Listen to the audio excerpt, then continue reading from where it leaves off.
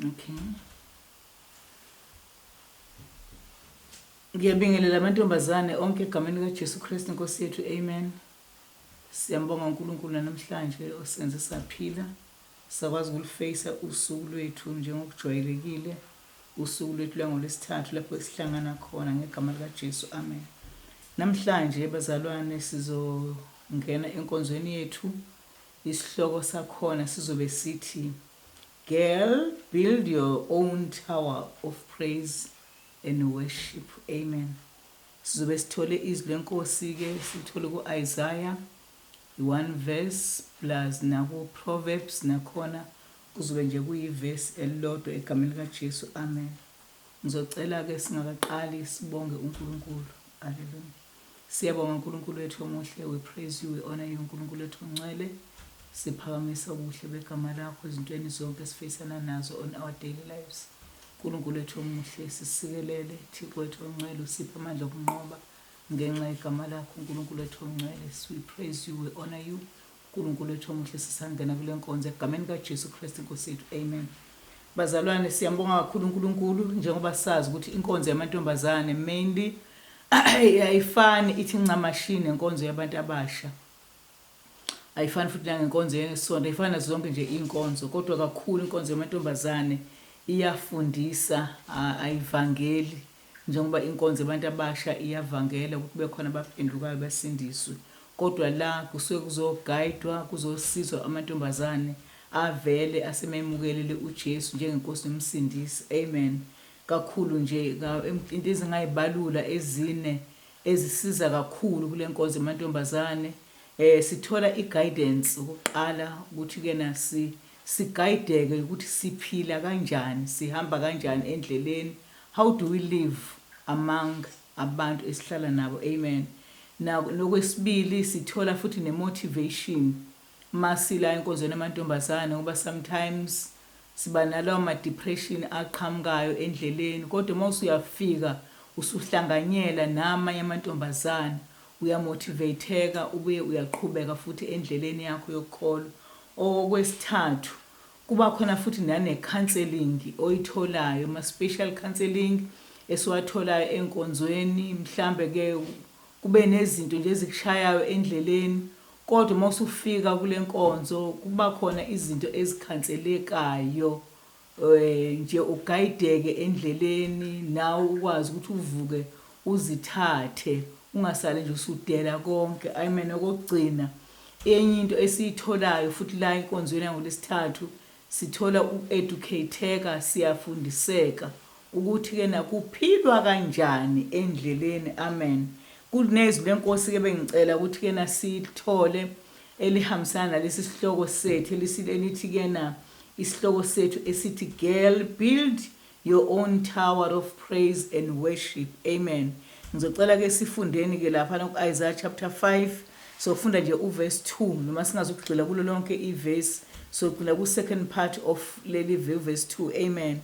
Othi ke he dug the soil and cleared it of stones. He planted the finest vines. He built a tower to guard them, dug a pit of trading the grapes.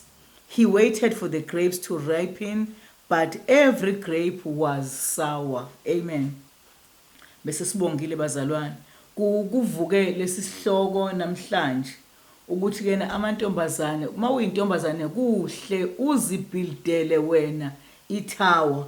Omunye uzoyibuza ukuthi ke kambe itower ingena kanjani vele entombazaneni?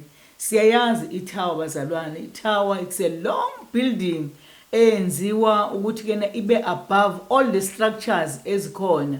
Mhlawumbe naseThekwini uma ungafika khona uzobona kunetower ende enewash, naseGoli ngeke ngayibona lawo ma-towers lawo enza ukuthi umuntu maye phezulu kuleyo tower abone yonke into ehamba phansi emhlabeni. Amen. So nakulezi ekhathi ke zakudala kusabhalwa iBhayibheli ayekhona ama-towers ayakhiwa ngaleso sikhathi. Njengoba kade sifunda izwi lenkosi lapha ku-Isaiah ukuthi ke umuntu kaNkulunkulu lithi iBhayibheli wazakhela itower phezu kwensimu yakhe, insimi akayitshalile ama-grapes. Ngoba singazukukhuluma ngensimu namhlanje kodwa sifuna ukukhuluma nje mainly ukuthi what was the tower for. Mina ke ezintombazane ngihlanganiswa yini netower? Itower is a high structure, indawo okwazi ukukhuphukela kuyo ngoba ufuna ukuba ne-visibility kuma-surroundings onke akhona kuleyo area, ukwazi ukubuka kahle yonke into. Okunye mhlawumbe kwesibili esingakusho ngetower, itower is a defensive place lapho ongakwazi khona ukuthi ke makuthiwa ziyakuhlasela izinto, you just rush and go up, uhambe wena uyozihlalela kwitower. So mawuhleli kwitower you are safe mawuhleli khona. So ke ipurpose yetower ungakusho ukuthi na ufuna ukubuka zonke izinto uzibukele phansi, futhi ungahlala kwitower ngoba kuyiyona ndawo yakho esafe. Amen. Laphana ku Proverbs chapter 18 verse 10 lithi iBhayibheli, the Lord is like a strong tower where the righteous can go and be safe. Amen. So singamantombazane zikhona izimo ezidinga ukuthi kena wena ube nendawo yakho lapho uthi rush there uyohlala wedwa and think about the things that are ezishaya impilo yakho. Amen. Ngenxa yalokho yasenziwa yini ukuthi kena sifune sibe netower? It's because our bakeries, ama-bakeries nje aqonde nentombazane can be seen by eyes. Uyakwazi ukubona ukuthi le ntombazane kuseme iyashayeka, le ntombazane intombazane iyagula ayisindi. Amen. Le ntombazane lena iswele ayisebenzi. Amen. Ama-bakeries lawo esiwabonayo physical ukuthi kena le ntombazane lena ishayeke. Maningi ama-bakeries aqondene nentombazane ayishayayo endleleni ukuze ingakwazi ukuhamba kahle. Sithe ukuye mhlawumbe intombazane iyagula ayisindi. Kunamantombazane nala nje enkonzweni esiwazi ukuthi nje ayagula nje empilweni yawo, ayangena ezibhedlela ayaphuma kodwa lutho akusindeki, ahamba nodokotela abaphezulu kodwa no, impilo ayikho. Amen. Kwesinye isikhathi intombazane ibhekene nje nempi yokuthi yona iyafunda kodwa kunemojuli nje engaphaseki, noma kuthiwa mhlawumbe iphasile iyathola u-48 u-49 lutho akufikeki nakulowo 50 lowo nayo vele ingazi intombazane. That's the battle. Umuntu okude naleyo nto angayibona ngathi incane kodwa inzima ngendlela emangalisayo. Amen. Kwesinye isikhathi ugulelwa. Kunamanye amantombazane la enkonzweni agulelwa abazali bawo. Agula uma wakho unyaka nonyaka ushawe i-stroke, wenzeke lokhu nalokhu akasindi. That is a battle on its own ngoba njengoba egula you are expecting ukuthi uzothola i-support from other people, uthola ukuthi awuyitholi i-support, yimpi ebhekene nawe. Amen. Amanye amantombazane akhona sikhonza nawo awasebenzi, qualified, bafunda waqeda yonke into nje yaba ezingeni eli-right kodwa umsebenzi unjani akawutholi. That is a battle on its own. Amen. So sithi uthi khona umusho enginawo ngubhalela othi kena our battles can be seen by physical eyes but their source are caused by the spiritual forces. Amen. So sifuna ukubhekana nalezo zinto kwabazalwane ukuthi njengoba sisenkonzweni nje sikhonza physical, siyabonakala ukuthi sigqokile sinjani, kodwa izimpi ezibhekana nentombazane they can be physical. U-Athekwe umuntu uyambona nangolo muntu physical, zonke izinto uyazibona, kodwa ngicela ukuthi sazi ukuthi low physical battles is being driven by the spiritual forces. Amen. So ke uyintombazane kuyamela ukuthi kambe ngizobhekana kanjani nalesi simo. Nasi isimo Nkosi yami sesingenze ngaze ngaphelelwa amandla, angisakwazi nakukhonza, angazi ngizokwenza njani. Kodwa manje ngiyamthanda la uSolomon mayethi kena the Lord is like a strong tower.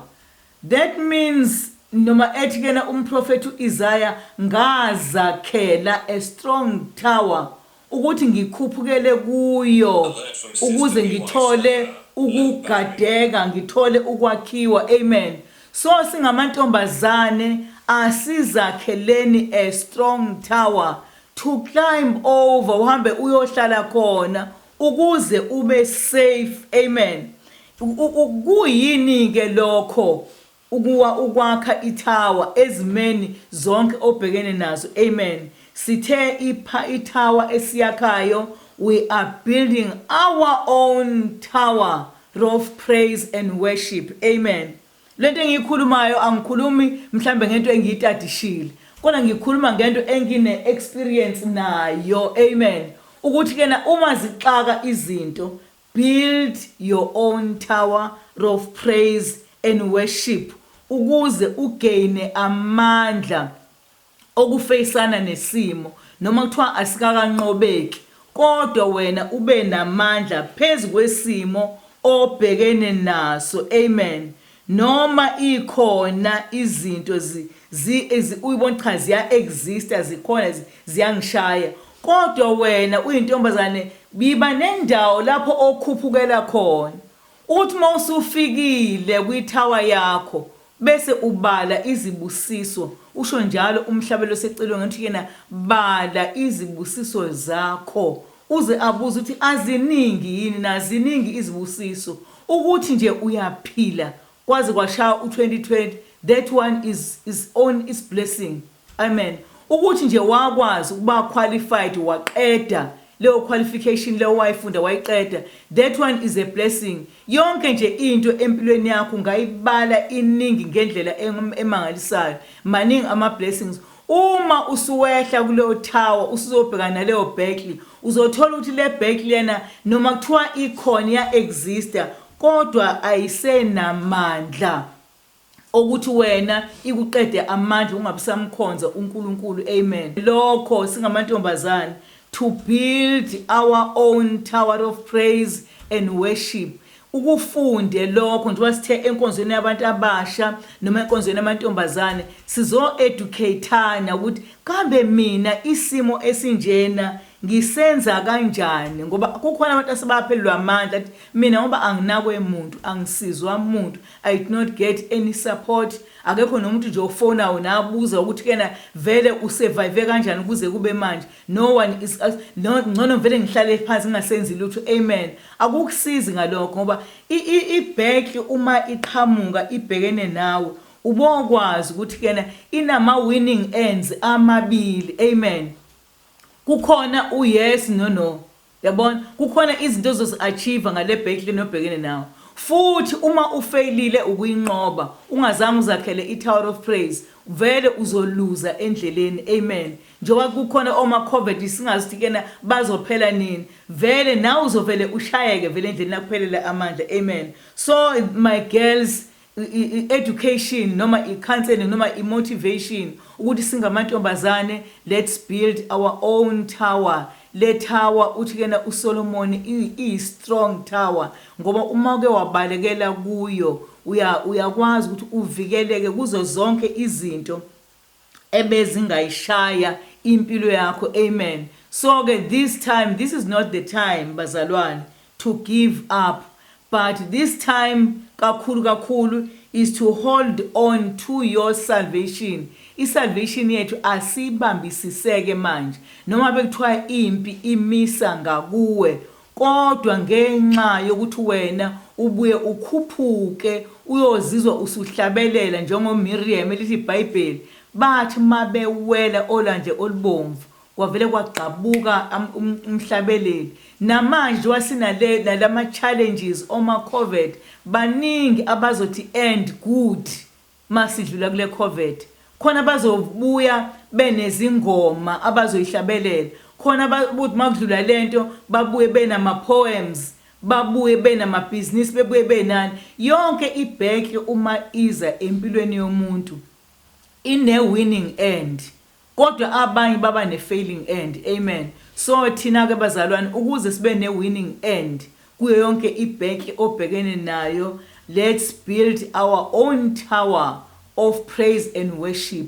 Zithi maziqhamukela izinto, have a place where you go up and say, God ngiyabonga ukuthi noma zingiqhamukela izinto kodwa zingifice nginakho lokho, zangifica nginakho lokho. Amen. Ngoba ziningi izinto ezishaya amantombazane endleleni, ngeke sizibale manje ngoba sisebenzisa idatha, siyozibala nje uma sesihleli phansi. Kodwa iqiniso ukuthi kena noma ngabe kuthiwa yini ekuqhamukelayo, yazi ukuthi inama ends amabili, futhi it is being driven by the spiritual force.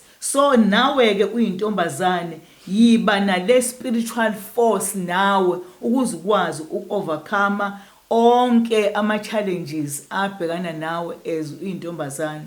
uNkulunkulu akasibusise. Amen.